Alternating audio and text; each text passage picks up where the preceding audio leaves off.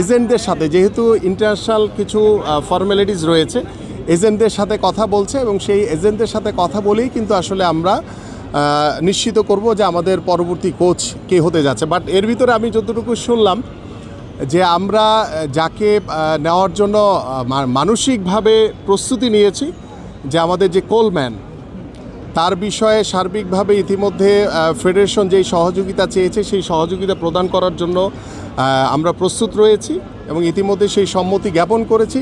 কিন্তু আমি যতটুকু বাফুফে প্রেসিডেন্টের সাথে কথা বলে শুনলাম যে তার যে এজেন্ট রয়েছে সেই এজেন্টের সাথে বোধহয় এখনও পর্যন্ত তাদের যেই বোঝাপড়াটা রয়েছে সেটা এখনও শেষ হয়নি।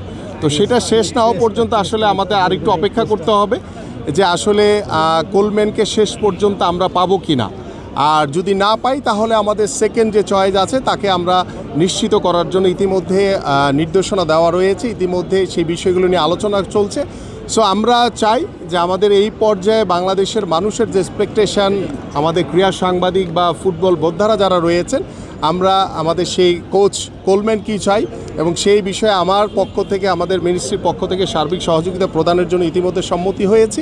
এখন বাকি কাজটা হচ্ছে এজেন্টের সাথে সেই কোলম্যানের যে আলোচনাটা সেটা নিশ্চিত করতে পারলে আশা করি ইনশাল্লাহ আমাদের পরবর্তী কোচ হয়তোবা কোলম্যান হবেন। আর যদি কোনোভাবে এজেন্টের সাথে আলোচনা যদি ফলপ্রসূ না হয় তাহলে হয়তোবা আমাদের অল্টারনেট চিন্তা করতে হবে।